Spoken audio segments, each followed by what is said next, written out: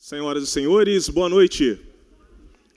A Câmara Municipal tem a honra de recebê-los neste encerramento do primeiro Seminário Regional de Saúde do Legislativo Municipal de Juiz de Fora, fortalecendo o cuidado e a gestão. Para iniciarmos o seminário, eu convido para compor a mesa o presidente da Comissão de Saúde da Câmara Municipal de Juiz de Fora, vereador Dr. Antônio Aguiar.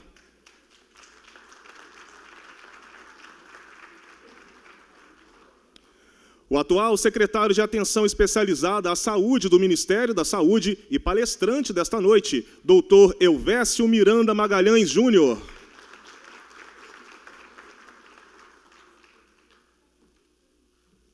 A deputada federal, doutora Ana Pimentel. A prefeita de Juiz de Fora, excelentíssima professora Margarida Salomão. O secretário municipal de saúde, doutor Ivan Schebli. O vereador e membro da Comissão de Saúde, Juraci Schaefer. Também vereador e membro da Comissão de Saúde da Câmara Municipal de Juiz de Fora, Luiz Otávio Fernandes Coelho, Pardal.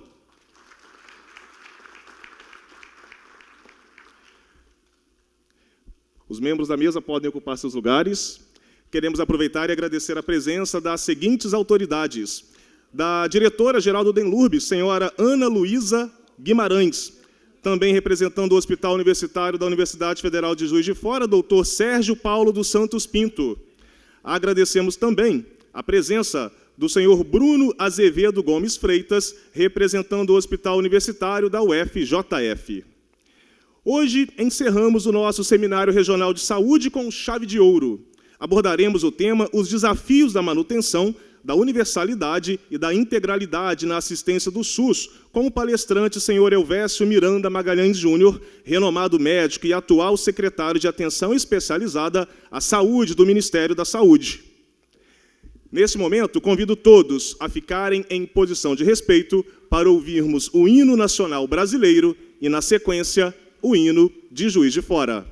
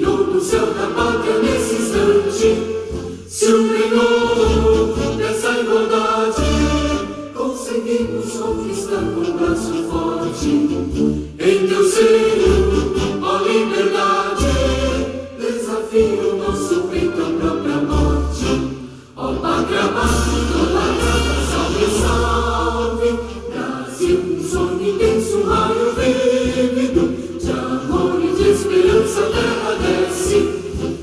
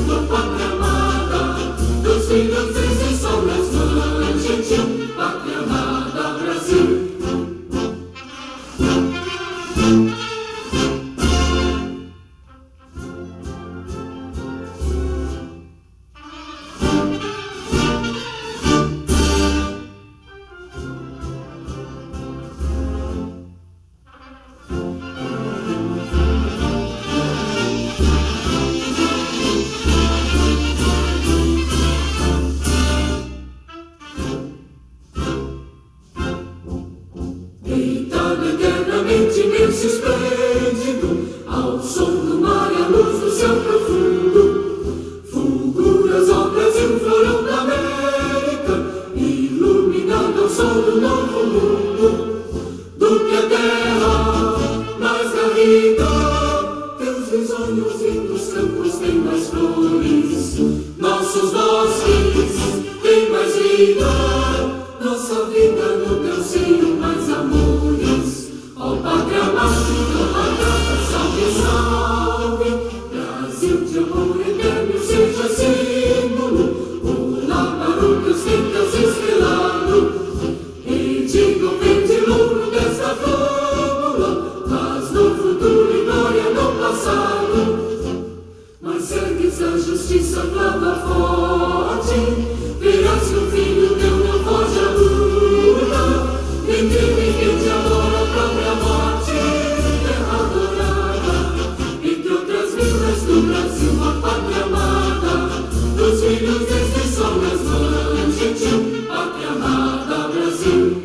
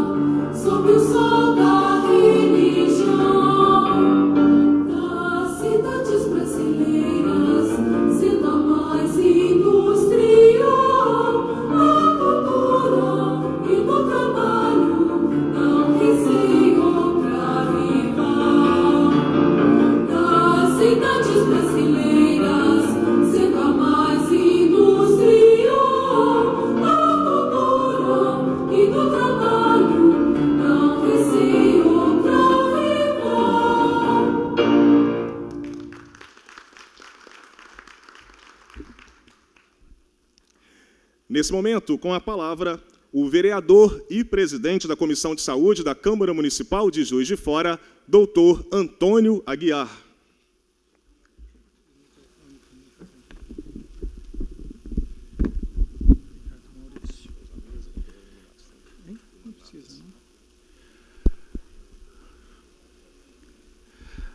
Meu boa noite a todas e todos. Prazer recebê-los aqui. Nós temos, nesses 4 dias, de muito trabalho, tido a alegria de receber um número diversificado de pessoas, e hoje eu vejo aqui um contingente muito grande também de profissionais aqui da saúde, de todas as especialidades, o que engrandece muito essa noite que nós estamos encerrando esse nosso primeiro seminário aqui regional da saúde. Eu queria fazer um cumprimento aqui à mesa, ao vereador Juraci Schaefer, meu amigo, ex-presidente da Câmara Municipal, com quem, Juraci, tive a honra de dividir com você a mesa diretora como seu primeiro vice-presidente, um grande companheiro.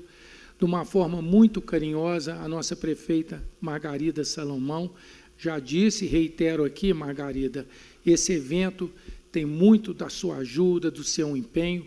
Nós somos gratos a uma parceria madura do Poder Legislativo com o Poder Executivo, visando única e exclusivamente o bem comum. Isso é importante, a política tem que ser feita dentro desses moldes, no molde de defesa dos interesses da sociedade. Queria cumprimentar o doutor Elvésio aqui, essa pessoa que é um mito na saúde pública dentro do Brasil, é um mito mesmo, viu, doutor Elvésio? É uma pessoa conhecidíssima, de altíssima competência, e que vem a Juiz de Fora representando o Ministério da Saúde, e hoje nos trouxe aqui notícias alvissareiras, né, está trazendo para Juiz de Fora a implementação de vários recursos aqui, com ampliação das equipes de saúde da família. Nós vamos mais do que dobrar as nossas equipes de saúde da família, vamos para mais 172 equipes de saúde da família. Imagine o que isso representa de melhoria de acesso, Lucas, o médico de família aqui presente, acesso, qualidade da assistência, número menor de pessoas por equipe da família, fidelizando o atendimento, o conhecimento, a implantação de 9 equipes de estratégia da saúde da família, de saúde bucal, uma luta do nosso secretário aqui, doutor Ivan, coroada. Juiz de Fora, pelo que nós soubemos hoje, é a primeira cidade do Brasil que vai ter a implantação de programa de saúde bucal na estratégia da saúde da família. Vocês possam imaginar o que representa isso para a nossa população, e tenho certeza absoluta que o doutor Elvésio, nesses desafios desse tema dessa noite, da integralidade e da universalidade, ele vai dizer coisas para a gente muito interessantes. Queria também cumprimentar aqui a nossa amiga, ex-secretária de Saúde de Juiz de Fora, médica, doutora Ana Pimentel, atual deputada federal, que tem se revelado, né, uma grande defensora dos interesses de Juiz de Fora e da região, incansável, né, para nós não é surpresa, né, mas para muitos ainda é uma surpresa, uma pessoa tão nova na política, com essa garra, com esse vigor, e principalmente com o compromisso de estar representando a Juiz de Fora e a nossa região. O meu amigo Ivan Schebre, que eu não canso de aqui render os meus elogios, os meus cumprimentos, meu amigo de caminhada, de 35 anos no serviço público, uma das pessoas que, pouquíssimas pessoas eu vi no serviço público, com a identificação com o serviço público, com a responsabilidade, com a preocupação da gestão do SUS em benefício da sociedade. Ivan, você é um exemplo para todos nós. Eu coloco aqui sempre você nessa condição e um respeito muito grande. E o nosso amigo vereador Pardal, ex-presidente da Câmara também de Juiz de Fora, um vereador muito atuante, muito dedicado também às causas da sociedade, e uma pessoa, um grande companheiro na Comissão de Saúde. Ele, o vereador Juraci Schaefer e o vereador Júlio Rossignoli, que não pôde estar presente aqui. Bem, essa noite é uma noite para nós de muita alegria. Foi uma semana cansativa, foi uma semana de muitas expectativas, mas nós entendemos que as discussões que foram trazidas aqui nesse seminário, principalmente, né, elegendo um tripé, que foi a telesaúde, né, que é a famosa telemedicina, mas com amplitude muito maior do que apenas atendimentos remotos, a questão do financiamento do SUS, um tema crucial, e a judicialização, trouxeram para todos nós elementos, né, conteúdos de um conhecimento muito maior com relação a esse enigmático e importante sistema de saúde que é o SUS. Né? O desafio de você ter o direito pleno garantido para o cidadão, o recurso em condições mais limitadas, e na outra ponta, o envelhecimento da população, a implementação de novos tratamentos, de novas tecnologias, num país continental, né? Área geográfica com particularidades, com demandas muito particularizadas, não é para qualquer um. E esse seminário, na verdade, viu, doutor Elvésio, ele também é um seminário que ele representa aqui o respeito e a luta aos brasileiros que começaram na década de 80 esse movimento e que culminaram com a criação do SUS na década de 90. Nós tivemos oportunidade, como eu revelei ao senhor, de ter conhecido o doutor Sérgio Arouca, o grande ícone da construção do SUS. Ele foi meu chefe no Instituto Fernandes Figueira, na Fundação Oswaldo Cruz, E a cada momento que a gente senta para pensar saúde, para discutir saúde, é um ato de respeito a esses brasileiros, essas brasileiras que doaram seu tempo e doaram a sua vida para a construção de um sistema público, universal e integral, único no mundo. Então, com muito orgulho, nós estamos aqui recebendo o senhor hoje, recebendo essa plateia aí seleta, e eu tenho certeza absoluta que seremos brindados aqui com conhecimento aí, uma sensibilidade acumulada, que só as pessoas que estão dentro da gestão de um sistema de saúde têm capacidade de oferecer. Meu boa noite a todos vocês e meu muito obrigado.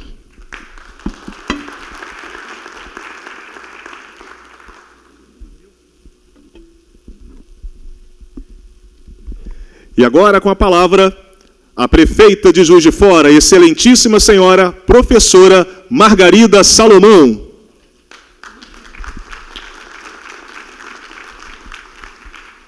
Surpreendentemente, estou recebendo aqui a palavra, saúdo a todos que já foram nominados e, de fato, nós queremos ouvir o Elvésio. Então, eu não vou atrasar essa satisfação da nossa expectativa. Uma boa noite para todo mundo, parabéns a todos que puderam participar desse seminário.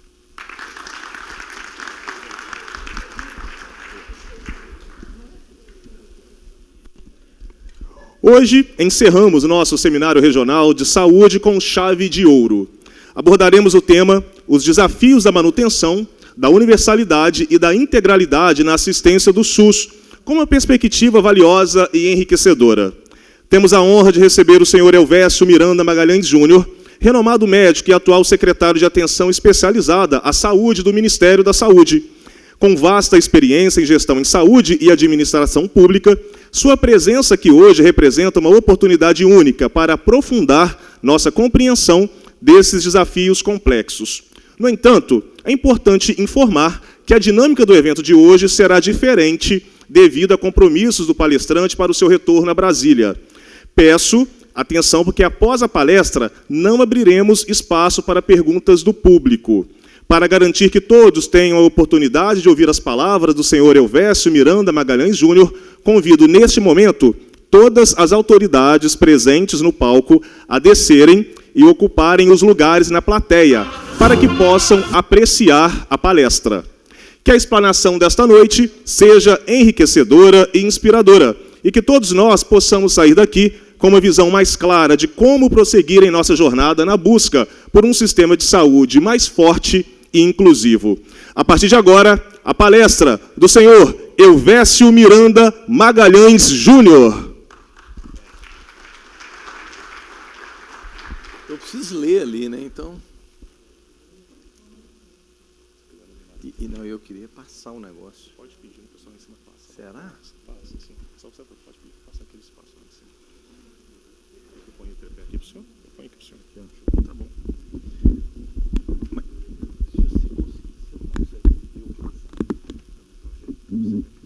Tá, até vendo. Ou você faz um sinal para mim, ou você fala. Tá, não, eu faço lá.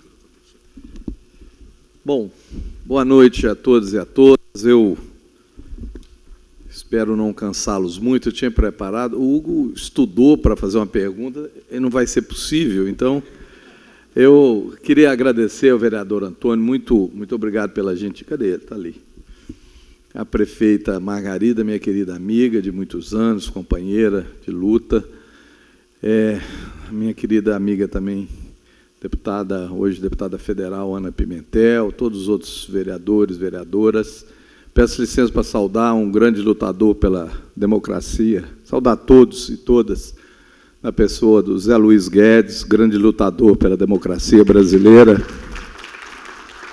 Pelo visto, né, Zé, nós temos que continuar lutando pela democracia no Brasil.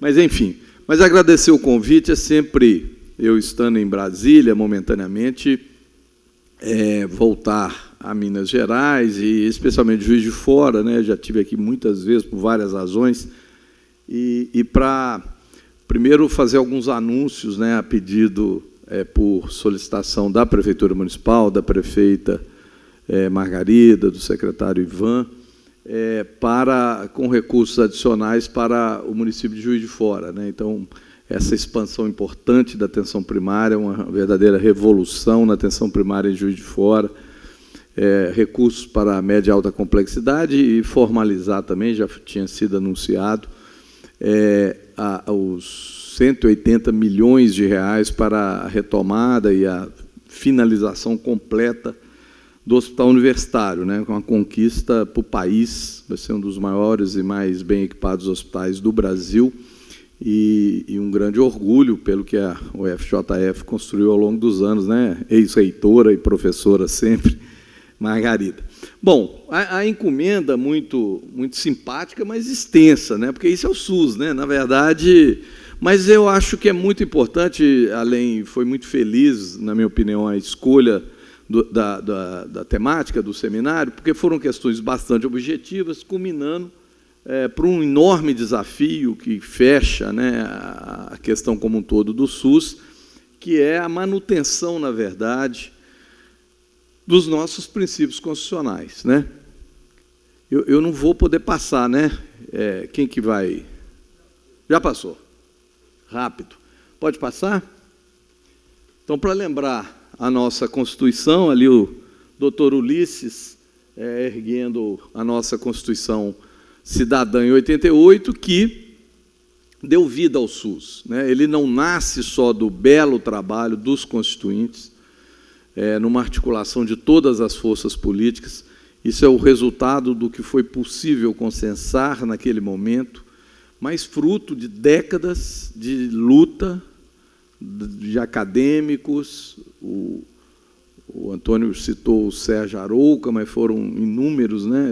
Claro que o Sérgio teve um papel importantíssimo, mas de trabalhadores, não só do setor saúde, mas do setor produtivo, de várias áreas, dos movimentos sociais, né?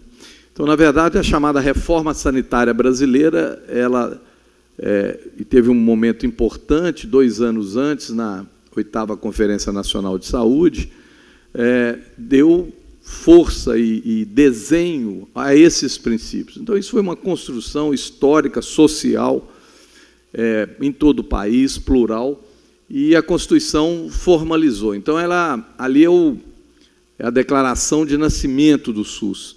Aliás, Constituição que também deu vida ao município brasileiro, né? Até então, municípios eram divisões dos estados.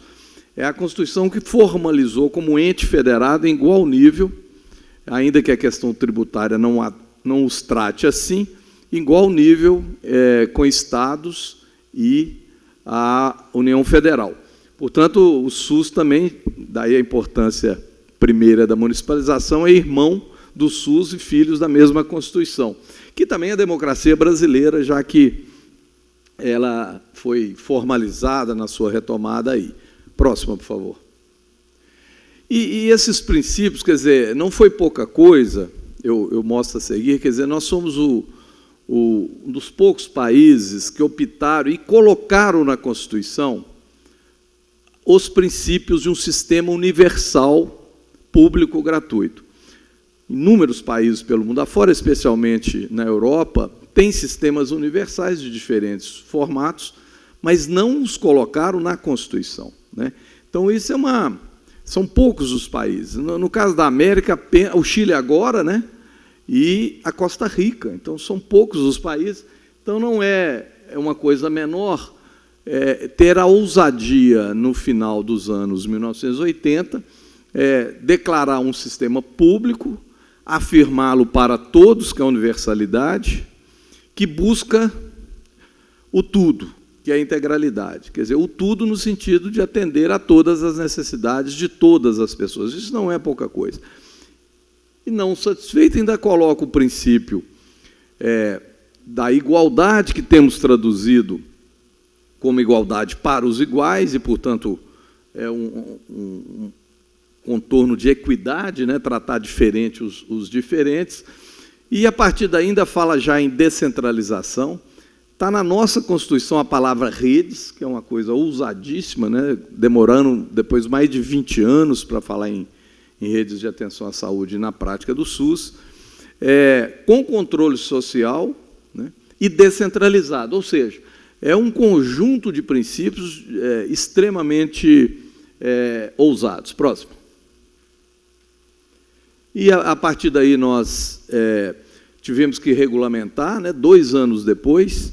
É por isso que, ora, a gente fala que o SUS tem 35 anos, se contar a Constituição, ora tem 33, se contar a Lei 8080, que é de 1990, né, um momento turbulento do país, e logo em 91, já também a Lei 8142, que dá a formatação do controle social, né, Leotério? Cria os conselhos por lei em 1991. Então, é sempre um passo significativo do ponto de vista da conformação legal, né? E nos resta batalhar cada dia para praticar. Próximo, por favor. Esse é o ministro, ex-ministro, quer dizer, o atual ministro da Coordenação Política, ex-ministro da Saúde, Padilha, gostava muito de falar isso e era sempre inquirido no mundo, porque, e é verdade, é o único país com mais de 100 milhões de habitantes, que assumiu esse desafio de ter um sistema universal. Então, os nossos desafios são monumentais, né? Pode passar? Eu já falei disso. Esse tema da hierarquização é importante. Eu vou focar um pouco na fala mais ao final da atenção especializada. Pode passar, por favor.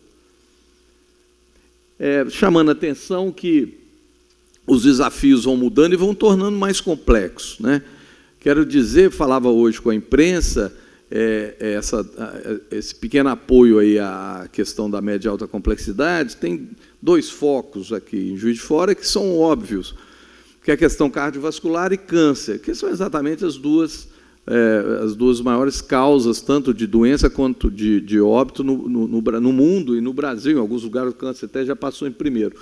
Mas a nossa população, felizmente, está envelhecendo, né? Porque temos aumentado a expectativa de vida no país por um conjunto de políticas, mas a saúde participa desse esforço, e é memorável o que temos feito em termos demográficos. As doenças crônicas, portanto, se impõem como a maior carga de doença, violência aumenta, infelizmente, seja acidentes de trânsito, seja das violências interpessoais, mas ressurge doenças infecciosas, né? Mantém algumas das doenças antigas, hoje chamadas adequadamente de negligenciadas, e temos que lutar contra isso, como tuberculose, rancenia, dengue não nos deixa, e ainda tivemos uma pandemia. E agora um novo vírus na Índia, né? Que já tem um lockdown na Índia de ontem para cá. Pode passar.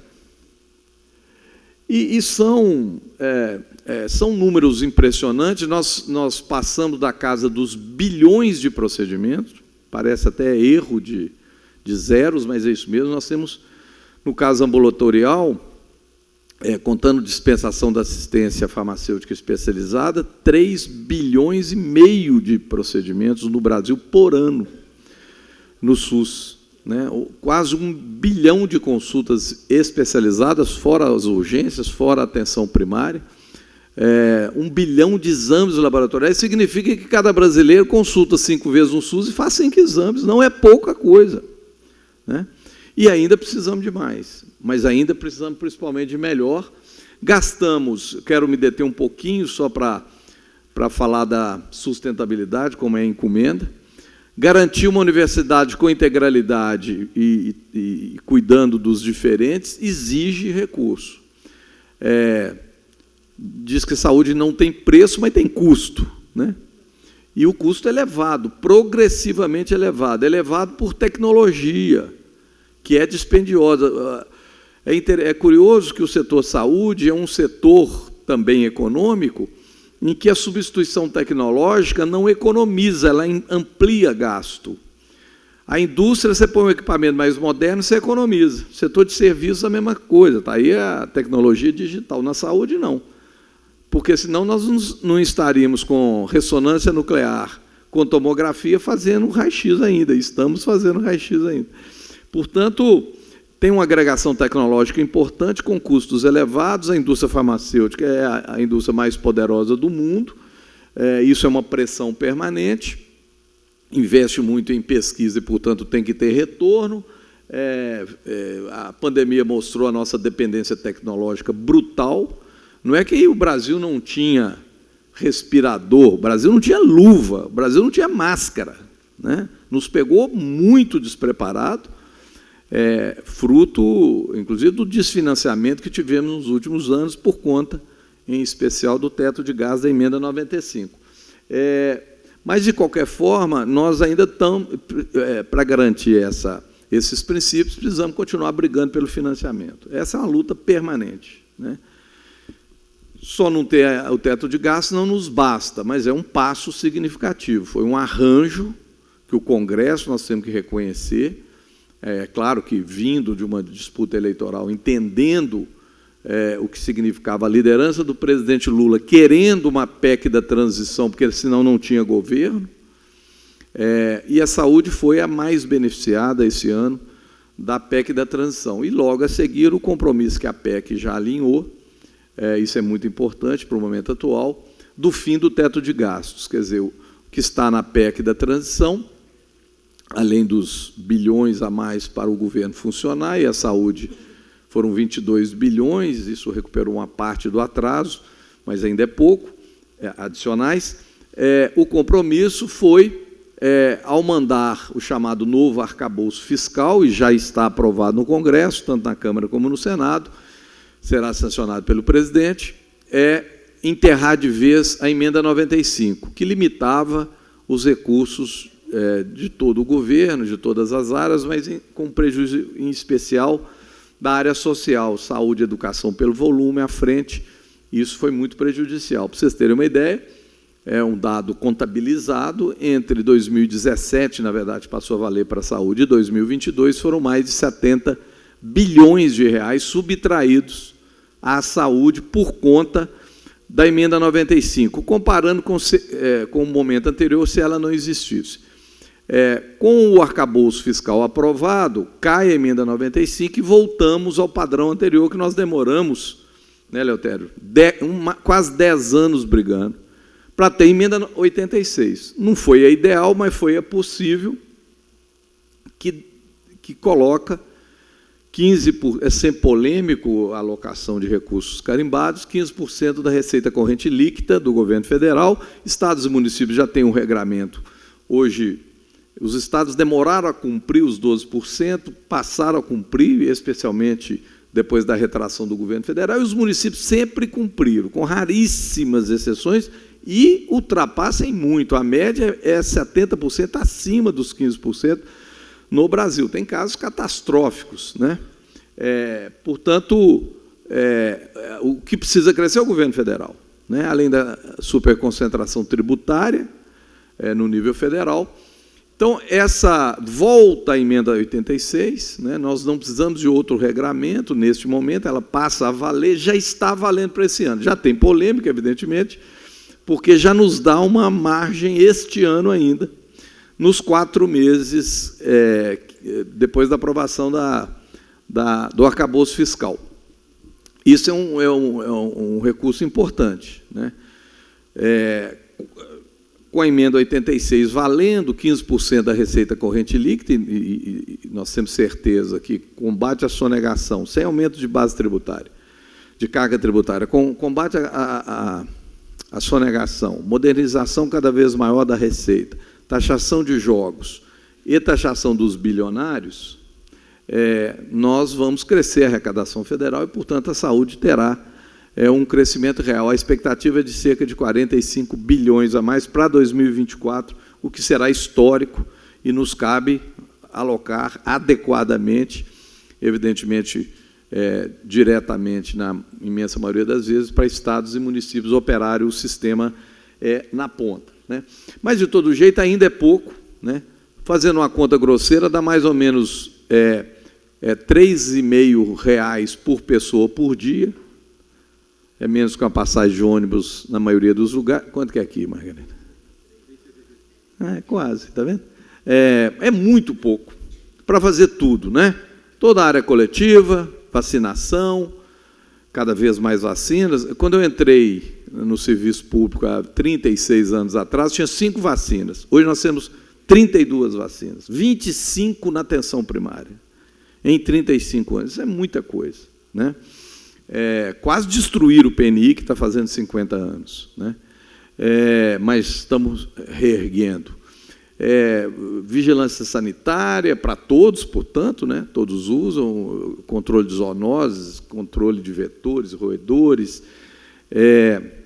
atenção primária, atenção especializada, alta tecnologia, transplantes, quer dizer, da vacina ao transplante, passando por tudo, gastando isso pouco. É uma mágica, não tem nenhuma discussão econômica que fale de ineficiência. Na microgestão, você pode achar ineficiência em qualquer lugar, qualquer setor, público ou privado, você vai ter lacunas de eficiência e é preciso ir atrás de cada um, para não falar de corrupção, de coisas mais grosseiras.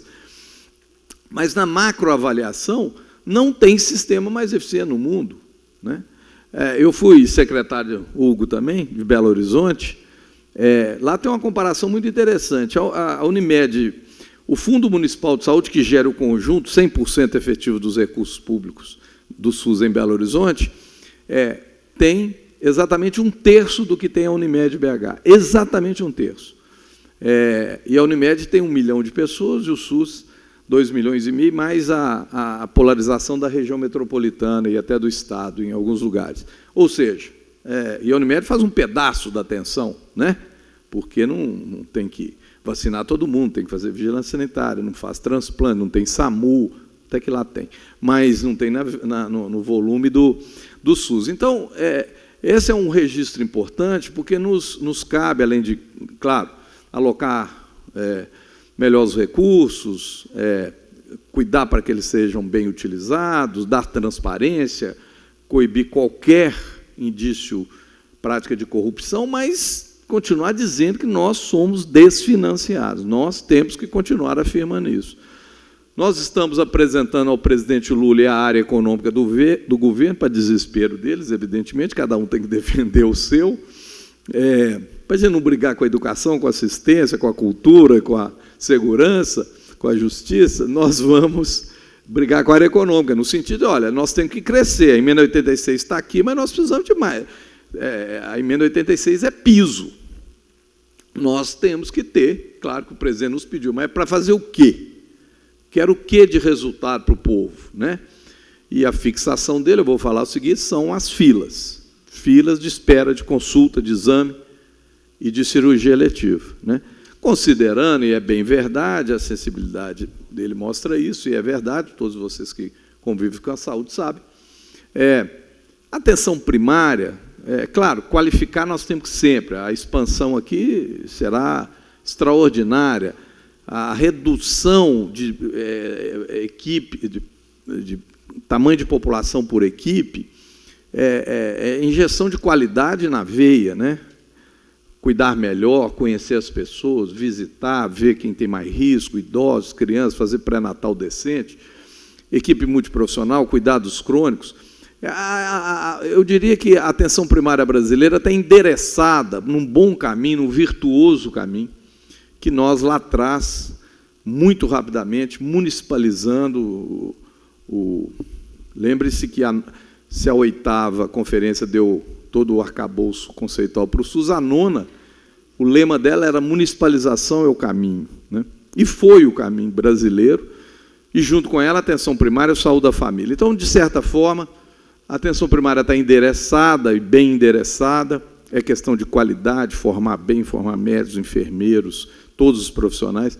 As urgências têm um caminho próprio, temos que melhorar, humanizar, ampliar as portas de entrada, ter leitos de retaguarda, UTI, pré-hospitalar, queremos universalizar o SAMU, faltam ainda 13% da população sem SAMU, vamos chegar a 100% até o final desse governo, mas no meio do caminho tem uma encrenca, e essa encrenca chama-se atenção especializada. Pode passar. Eu acho que eu já falei quase tudo que eu tinha ali, mas tem umas 50 coisas ainda.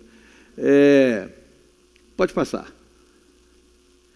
É um pouco isso que eu queria... Pode fazer. Não, pode ir. Ali tem um dado ali, só para chamar a atenção. Vejam que para fazer todas essas... na verdade, 850 milhões de consultas especializadas, fora o subregistro. 1 bilhão de exames, mais fisioterapia, mais tudo, mais imagem, tudo. nós gastamos R$250 per capita brasileiro por ano. É muito pouco. Para atenção especializada é muito pouco, né? Então, é um dado 282 para ser isso, porque nós crescemos esse ano um pouco. Nós já incorporamos na média de alta complexidade desse ano R$6 bilhões em relação a dezembro de 2022. R$6 bilhões só na média de alta complexidade, mais uns 3 bilhões na atenção primária, né? Então, isso, mas ainda é muito pouco. Pode passar? Chamar essa atenção, pode ir. Outro enorme desafio, pode passar. Vou dar só um exemplo. Isso é um mapa da distribuição dos cirurgiões gerais e dos anestesiologistas. Quanto mais pintadinho, mais médico. É um desastre. Isso é expressão da iniquidade brasileira. Nós não podemos conviver com isso. Significa que lá no alto, lá em Roraima, nós temos acompanhado muito de perto, por conta da tragédia de Yanomami, nós temos uma equipe permanente agora, praticamente cogerindo lá, Boa Vista e Roraima, na saúde. Não tem quem opere câncer, não tem quem faça seletiva, não tem anestesiologista, não tem neurocirurgião, não tem neuropediatra, não tem como tratar decentemente autismo, acompanhar, enfim. Então, esse é um outro desafio. Recurso, porque a saúde é intensiva em gente. E gente que precisa ser formada, precisa ganhar bem, tem que ter plano de carreira nos mais variados formatos. Eu não defendo nenhuma ortodoxia, mas tem que ter segurança, estabilidade mínima de contratual nos mais variados formatos. Estou longe de demonizar a CLT, porque tem alguns setores da saúde que demonizam o seletista, mas isso é uma briga tão histórica nossa, por que não pode ter na saúde? Mas, enfim, isso não é essa a discussão. O importante é ter um mínimo de desprecarização, de regularidade, de segurança no trabalho. Isso exige o recurso, mas exige, né, nossos companheiros da universidade estão aqui, um aparato formador no ensino técnico, tecnológico. É uma luta hoje você contratar um técnico em radioterapia. O tal do físico médico é igual cabeça de bacalhau, você não acha um para você encontrar, conhecer, ser apresentado a ele. É um negócio impressionante. Neuropediatra, eu conheci uma, eu abracei ela e falei assim, mas que bom ver uma neuropediatra lá em Salvador, não é, Ivan? Você não encontra com ela na rua, não. Enfim, anestesiologista nem se fala, é caçado para ver se ajudam a cirurgia e tal. Eu estou brincando com isso, mas é muito séria a nossa situação. Nós ainda temos que ter mais médicos. Essa conversa fiada de que não precisa não é verdade. Nós não chegamos a 3 por 100 mil, 10 mil, eu esqueço, 1000. Nós temos que ter mais, mas nós temos que ter bons médicos e distribuí-los. Por isso que o Mais Médicos, que ficou famoso pelos companheiros cubanos que vieram nos socorrer para ir onde os médicos brasileiros não queriam ir, e foi a única vez que nós tivemos todos os distritos sanitários indígenas com médicos, e a mortalidade foi lá embaixo, depois acabou tudo, estamos recuperando. Né? Vamos ter, esse ano, mais de 30 mil médicos na atenção primária do Mais Médicos, renovado. Mas tem que desprecarizar, não pode ser bolsa o resto da vida, tem que ter um mínimo de regularidade. Isso tem que ser uma luta permanente, mas, enquanto isso, o povo tem que ser atendido. Né? Portanto, temos que formá-los, fazer educação permanente. Ele não pode nascer sabendo, em 6 anos você não tem terminalidade no curso de medicina de verdade. Como é que ele vai enfrentar o autismo, né, Antônio? Você tem um acervo de conhecimento. E a atenção primária é muito complexa, é de tudo, aparece tudo lá o dia inteiro. O TI tem seu valor, mas é tudo padronizado, tudo tem equipamento, todo mundo sabe o que vai acontecer, tem protocolo. Atenção primária não, aparece tudo lá. Né? Aparece emergência, aparece a mulher parindo, e sangrando, e violência, e tudo. Então, esse desafio que eu queria colocar como o segundo grande desafio é da formação compulsiva, permanente, radical da força de trabalho do SUS. Né? Aí o nosso patrimônio, que são as universidades, especialmente as públicas, mas não só, mas as públicas têm esse valor do seu investimento que foi feito para isso, além de toda a pesquisa e da assistência que também já faz na área de saúde, mas formar pessoas, nós temos que formar permanentemente, formar o tempo todo, e renovando, agregando valor a essa formação, e graduar para o SUS, né, graduar todas as profissões de saúde para o SUS, descentralizar isso, local de formação do curso de graduação, especialmente medicina fixa e residência médica fixa mais ainda, esses estudos todos mostram. Portanto, nós precisamos e vamos fazê-lo. Estamos mudando a Comissão Nacional de Residência Médica agora para o decreto do presidente e vamos interiorizar com cuidado, com garantia de segurança. Estamos articulando grandes serviços do Sul-Sudeste para montar serviços financiados pelo Ministério da Saúde, parte do Nordeste, Centro-Oeste e Norte, né, para deixar como legado e depois, com mecanismo de telesaúde, ficar monitorando, acompanhando, formando. Enfim, então esse é um enorme desafio. Colorir mais equitativamente de pessoas, de profissionais da saúde, o conjunto... Eu estou citando o autismo porque nós conversamos aqui, mas é um desafio complexo.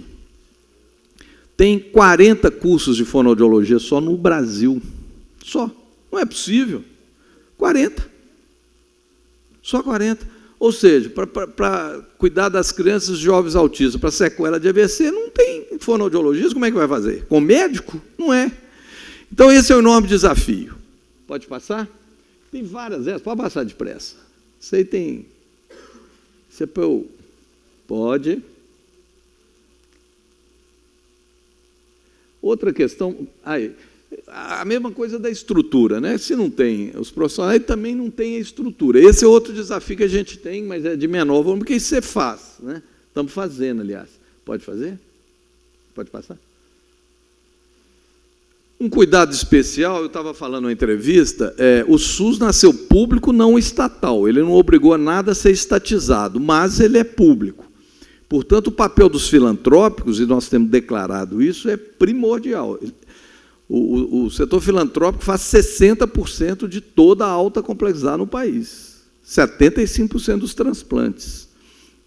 Então, é um setor que não tem um tesouro municipal, tesouro estadual, tesouro federal atrás dele. Dia 5º dia útil, ele tem que pagar a folha.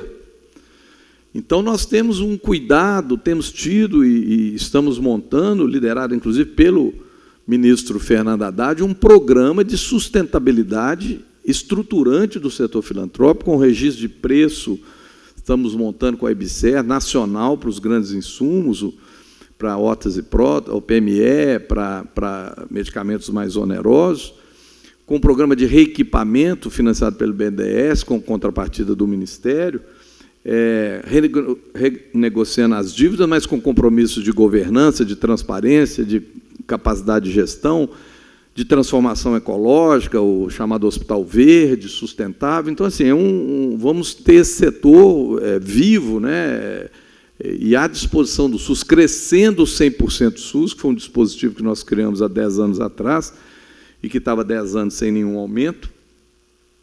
Enfim, só para fazer menção, porque ele também forma, ele também tem residência, ele também tem alta complexidade. Pode passar, por favor. Vou ser mais rápido aqui. Pode ir? Pode passar bem depressa. Agora são vários setores, eu não vou ficar cansando-os. Pode ir. Esse é um dado. Veja ali os bilhões da produção. Volta um. É o que eu falei ali, 3,2 bilhões de procedimentos. Mas tem 1 bilhão ali que é assistência farmacêutica, mas quando você desconta, dá aquilo que eu falei. Portanto, na primeira coluna, nós internamos, em 2022, 12.300.000 pessoas diferentes, são CPFs, mas são 22 milhões de internações, porque você tem mais de uma por pessoa, e tem a IH sequencial, mas pessoas diferentes no Brasil, no SUS, foram 12.300.000. Então, a gente não pode falar que ninguém interna, que todo mundo está na fila, não é verdade. O problema é que tem muita gente na fila. E nessa dimensão nossa são aos bilhões. E aí nós estamos intervindo nisso. Pode passar? Pode ir. Só para fazer menção, porque esse é o ambiente que a gente encontra, eu não vou me alongar nisso, temos que olhar para frente, Mas isso nos atrasou muito, né? O presidente está nos cobrando o que eu vou fazer de novo, porque mais médico, farmácia popular, Brasil Sorridente, eu já tinha feito, eu estou remontando, eu quero saber o que eu vou fazer de novo, não é possível que eu vou fazer só igual.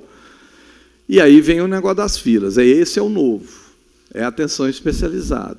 Vale dizer, fila também de transplante, fila para as pessoas com deficiência, filas na saúde mental, fila nos vários temas da atenção especializada, né? Então, nós estamos, 80% do nosso tempo cuidando de propostas estruturantes nesse sentido. Fila nas urgências, filas para internar, filas para operar, filas para ser atendido. Então, esse é o nosso mantra, reduzir tempos de espera para algo razoável. Razoável na emergência é 0, né? Então tem que atender. Urgência mediada, tempo menor. Agora, os eletivos têm que ter um tempo de espera, assim em qualquer lugar do mundo, setor público ou privado, mas tem que ser algo razoável. Não pode esperar 3 anos a cirurgia, ficar mancando, não é possível, né? Então, modular isso, ir no país todo, ir para todo mundo, ir olhando mais grave, não é só ordem de chegada, é um desafio monumental num país desse tamanho. Mas, além disso, a gente tem gasto tempo reconstruindo a vacinação, reconstruindo o que tinha do complexo industrial da saúde, da fase obscurantista sobre os direitos reprodutivos. Nós tivemos que jogar no lixo várias normas técnicas, especialmente na atenção primária, que condenava meninas que, por alguma razão, abortavam à morte, porque não podia cuidar. Não é induzir aborto, nós temos lei no Brasil sobre isso, nós temos que seguir a lei, tem casos que a lei não está na nossa pauta mexer nisso agora, mas cuidar de quem tem risco de vida, é um problema de saúde pública, né? Tem que ter centros que cuidem, especialmente jovens mulheres, né? Portanto, reconstruir isso tudo, o PNI, em anos você volta a ter 33 milhões com fome, 100 milhões de pessoas em insegurança alimentar, isso é um desastre para a saúde também. Não é só risco de morte, é para os condicionantes da saúde, né? E por aí vai, né? Mais o desastre do pós-pandemia. Mas, enfim, pode passar? Pode ir? Pode ir. Nós, portanto, aí eu vou mais para o final, esse conjunto de desafios que nós estamos chamando de atenção especializada, tem algumas histórias que eu queria muito rapidamente contar. Primeiro, que se você comparar a atenção especializada com a atenção primária, ela é anos-luz atrasada, em qualquer jeito que você olhe, do que a atenção primária, e mesmo as emergências. Nós temos tecnologia de cuidado hoje, seja nas emergências, classificação de risco, por exemplo, que ninguém falava há 20 anos atrás, é um dispositivo tecnológico de cuidado que tem salvo milhares de vidas. Hierarquizar risco na porta de entrada, no pré-hospitalar, o aparato regulatório que nós introduzimos, o SAMU está fazendo 20 anos, mas uns 5, 6, 10 anos antes já tinha algumas iniciativas municipais de pré-hospitalar, já salvou os milhares e milhares a cada dia, né, a cada ano. Então, tem muita produção tecnológica nova nas emergências. E a atenção primária, o jeito brasileiro, com a equipe descentralizada, cuidando das pessoas individualmente, né, da família, altamente sofisticada do ponto de vista tecnológico. A atenção especializada ficou atrasada. No século XXI, problemas do século XXI, essa complexidade toda que eu tentei mostrar, com essa desigualdade toda, nós temos a solução do INAMPS da década de 70. Simples assim. Exatamente assim para quem lembra do INAMPS. Médico, por melhor que ele seja, de vez em quando ele tem que precisar de outro. Aí ele encaminha para um especialista. Usa o usuário ou a usuária para buscar uma informação que ele não tem. Já vai ela pegar ônibus, esperar, marcar. Aí o outro atende. Aí pede um exame. Ela volta na atenção primária ou algum aparato regulatório, entra em outra fila. Quando ela consegue fazer o exame, ela volta no médico, já é outro, que é anônimo, a regulação. Ele goste ou não daquele exame, pode não gostar, pede outro, ou precisa de pedir outro, volta para a atenção primária. E isso é um alimentador de fila. É inesgotável esse modelo. E o médico não fala com o outro, e não tem prontuário eletrônico, e o prontuário não é unificado, e aí perde o exame, todo mundo perde. Aí faz outro, e espera, e complica, aí vai para a emergência, o prontuário também não é identificado, é interna.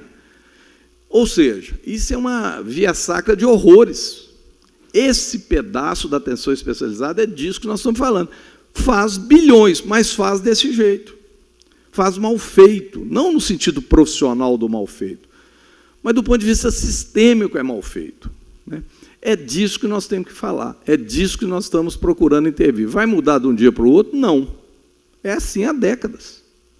Só que o INAMPS tinha pouca gente. Aliás, ele fez uma coisa interessante, que às vezes, nos PANs que eles fizeram, que não vieram dos EAPs, ele punha, você vai lembrar, Antônio, ele punha atenção básica no mesmo prédio da atenção especializada. Mas era para pouca gente, era quem tinha carteirinha. Os demais, os indigentes, se viravam. A Constituição veio e falou, não, todo mundo é usuário do SUS. Agora o SUS se vira para organizar. É disso que esse é o tamanho da nossa encrenca. E outra coisa, é trabalho exclusivamente médico na atenção especializada. É um horror os ambulatórios de especialidade. Por melhor que sejam os profissionais médicos, não tem equipe, coisa que a atenção primária já dá de largada, que até o hospital já dá de largada. Ambulatório de especialidade é médico, é fragmentado, é procedimento, e o financiamento do SUS também é assim, atrasado, por procedimento, por consultinha, por exame, é tudo errado. Esse é o tamanho da minha encrenca lá, liderando a equipe. E o presidente não quer saber, não, ele quer que resolve. E se a gente for insistir em repetir isso, dobrar, triplicar, se a gente gasta 60 bilhões por ano, com média e alta complexidade, se eu dobrar a tabela do SUS, eu vou gastar 120 bilhões. Significa que a consulta vai de R$10 para 20? Que o ultrassom vai de 48 para 96? Não tem cabimento. Então, não é esse jeito. Isso nós já sabemos. Então, o que é que nós estamos pensando?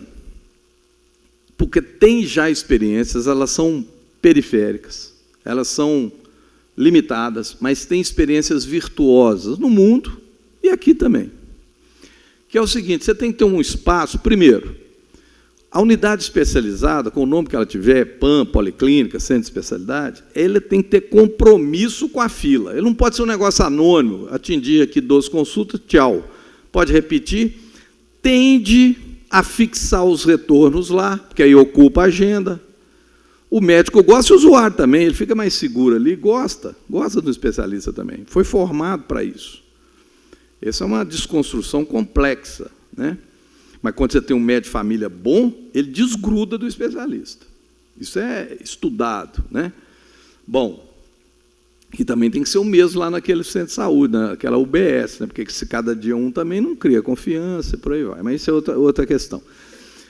Portanto, nós temos que ter algo que signifique apoio claro à atenção primária. Primeiro, regra. As equipes especializadas dos médicos especialistas, e esperamos equipe multiprofissional, porque um paciente renal crônico, dentro da linha de cuidado da saúde renal integral, precisa de nutricionista, precisa de fisioterapeuta, precisa de tudo. Não é só o nefrologista, né? Essa equipe do mundo especializado ambulatorial tem que ter compromissos com um conjunto de equipes de atenção primária. Essa é a primeira questão. Então, nós precisamos territorializar a atenção especializada, que não é. E, portanto, eu não vou me alongar nisso, nós temos que montar um outro aparato regulatório. As chamadas centrais de regulação já deram o que tinha que dar, porque elas são anônimas. No caso ambulatorial, nem o CPF tem direitos, a não ser em sistemas municipais melhores. O CISREG, que é o nacional, não tem. Para internação tem, para ambulatório não tem. Portanto, é muito atrasado.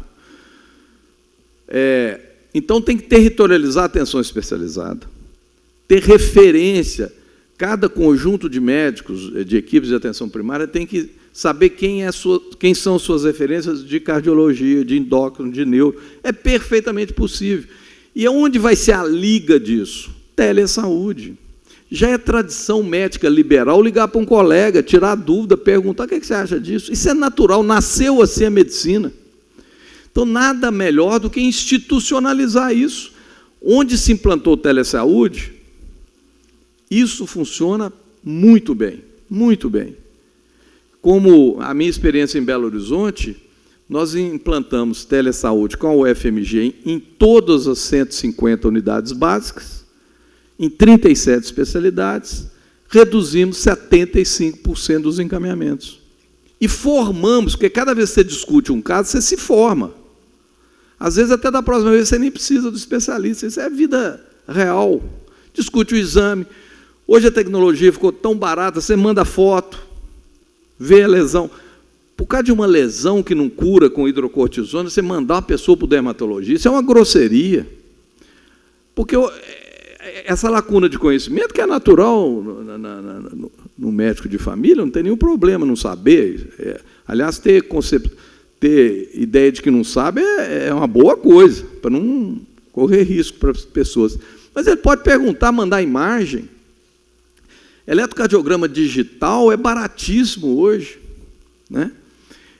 Ultrassom na atenção primária, hoje a gente estava falando, é um ultrassom menorzinho, custa acho que 30 mil, porque não é para dar laudo, para fazer diagnóstico sofisticado, não, é para fazer screening diagnóstico, para não precisar encaminhar para fazer um ultrassom, que 80% são normais. Pois bem, então essa relação tem que ser tele primeiro, mas sem obstruir se precisar mandar encaminhar as pessoas, e outro desafio, prontuário eletrônico único, porque a repetição de exame é uma catástrofe. Não adianta eu falar e ficar feliz de ter 1 bilhão de exames, não. Metade é repetido.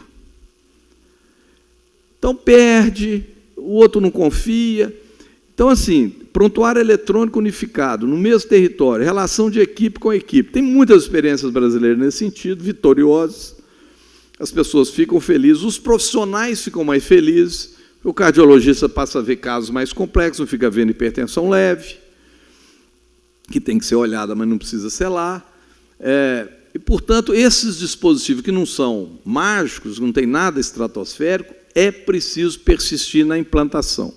É isso que nós vamos fazer. Nós aprovamos, no dia 31 de agosto, a primeira Política Nacional de Atenção Especializada, a PNAES, e eu ia até chamar PNAE, de Atenção Especializada, mas aí me lembraram que PNAE é o Programa de Alimentação Escolar do MEC, que tem 50 anos.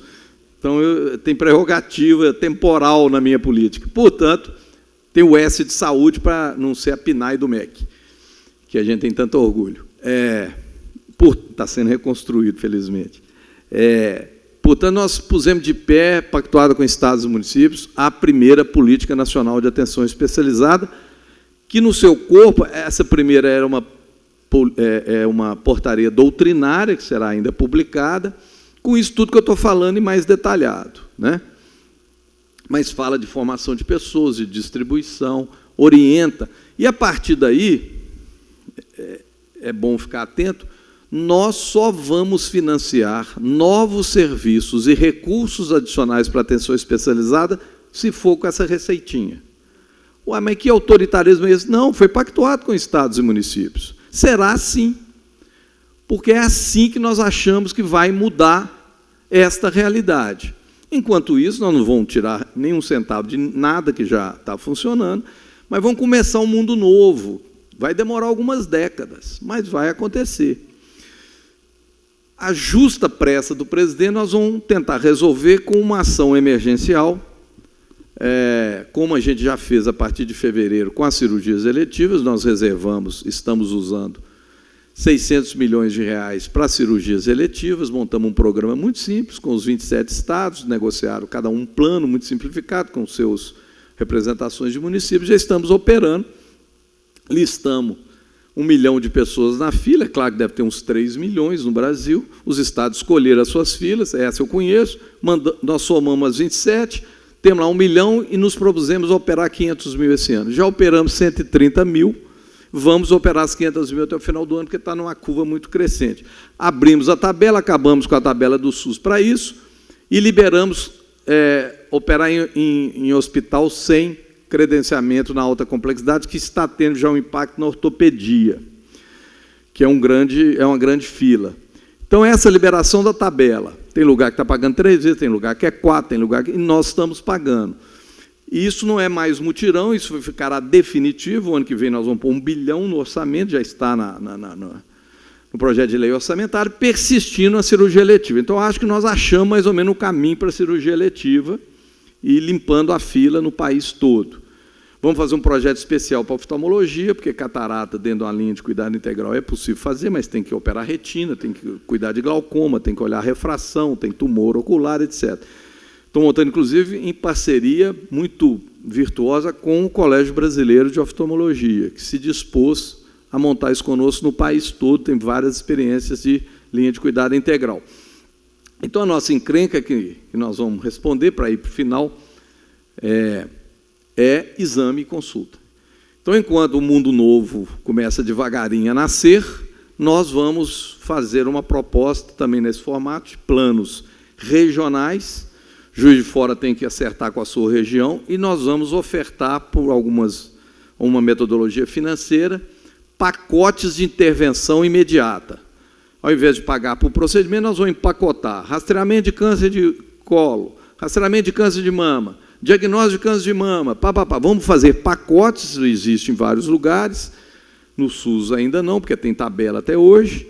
Então, nós vamos fazer pacotes, radicalizar no telesaúde para tentar limpar um pouco essa fila de espera, enquanto a gente vai ajudando os municípios, em especial, estados também, a ir transformando os seus serviços, implantando telesaúde, prontuário eletrônico, retreinando os médicos, matriciando com atenção primária. Nós vamos trabalhar com essas duas estratégias, uma mais de longo prazo e uma para a gente sobreviver no Ministério, porque o presidente está insistentemente... E as filas? A partir de outubro. Então, acho que com isso a gente tem uma sobrevida para esperar dar certo estruturante, né? E é muito interessante que, com essa ausência do Ministério da Saúde, só contar esse último caso, dos últimos anos, os estados tiveram que se virar e fazer rede própria, que é uma novidade em relação... Minas não fez. Minas continuou fazendo programas com a rede instalada municipal e filantrópica, como São Paulo, como Rio Grande do Sul. Mas os estados, Goiás, Mato Grosso, os dois não. O Nordeste, praticamente todo, montaram redes próprias, policlínicas, UPAs, hospitais. Eu visitei muitos esse ano, é impressionante o que os estados fizeram. Sem nenhum recurso federal, zero, sem nenhum custeio federal. Nós estamos pondo esses 6 bilhões, parte foi para fazer um mínimo de solidariedade econômica com esses estados. Mas o que acontece? A Bahia fez 26 grandes policlínicas, gigantes, maravilhosas. Tem exame laboratório, tem ultrassom, tem mamógrafo, tem radiologia digital, tem tomógrafo, tem ressonância. Faltam 2 ainda, nas 26 regiões de saúde da Bahia. Operadas por consórcios, contratos seletistas, seleção pública, os municípios cotizando, o governo do estado entra com 40%, os municípios com 60%. Belas policlínicas. O que aconteceu? Já estão cheias. As agendas já estão cheias. Já sobra exame, porque não tem um especialista para pedir o exame. Fui lá, visitei 2. Ou seja, a persistir esse modelo, foi a famosa prova dos 9, que entope qualquer serviço, tem que mudar o jeito. Então, o esforço com as 2 secretarias, tanto no Ceará como na Bahia, é já fazer a transformação dessas policlínicas nesse mundo novo, que eu acho que eles vão conseguir, porque são, inclusive, recentes, não são estruturas muito antigas, né? Mesma coisa Goiás, mesma coisa Paraíba, Rio Grande do Norte, por aí vai, Pernambuco. Então, isso é um pouco... nós estamos tomando essas iniciativas muito com o pé na realidade, de tal forma que a gente consiga ir transformando. Eu tinha mais coisa para falar, mas não vou falar. Dentro disso tudo, eu lembrei ali, a questão do câncer é muito importante, porque esse aí os tempos de espera significa morte ou redução de tempo de vida e de qualidade de vida. Então, nós estamos também com muita ênfase descentralizando os CACONs e UNACONs, retomando com ênfase a implantação de aceleradores lineares pelo país afora. Ainda temos 40 para implantar e já pusemos mais 50 no PAC. Tem atualização tecnológica, tem solução integrada de imagem, então tem um monte de coisa para fazer no campo do câncer que também vai nos ajudar nesses pacotes dos exames, né? Então, a gente espera, com isso, dar uma primeira grande resposta nesse mundo que conta tanto contra o SUS e na imagem, essas filas longas de espera de exames, consultas e cirurgias, e também atormenta fundamentalmente as pessoas, né? Então, essa é uma aposta concreta, brigando pelo financiamento, formando as pessoas para tentar responder o desafio colocado aqui no seminário, que é garantir definitivamente a universalidade e a integralidade, e esperando que, com o crescimento virtuoso do Brasil, com o seu desenvolvimento, distribuindo renda, ampliando bases tributárias, a gente tem um mínimo de recursos para dar conta, minimamente, do que as pessoas precisam, desde que sejam para todos, em especial quem mais precisa. Muito obrigado pela atenção, desculpe pelo tempo e boa noite a todos.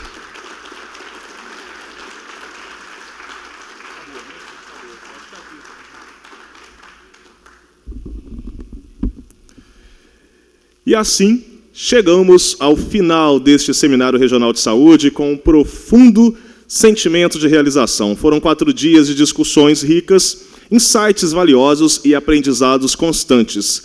Agradecemos a todos os palestrantes, participantes, autoridades e a equipe dedicada que se tornou este evento possível. Embora encerremos o seminário logo após a palestra de hoje, sabemos que as conversas e o trabalho em prol de uma saúde melhor em Juiz de Fora continuarão. Este evento nos proporcionou uma plataforma para compartilhar ideias, buscar soluções e inspirar ações. Levemos essa energia e conhecimento adiante para continuarmos fortalecendo nosso sistema de saúde e cuidando da nossa comunidade. Boa noite a todos e até os nossos próximos encontros.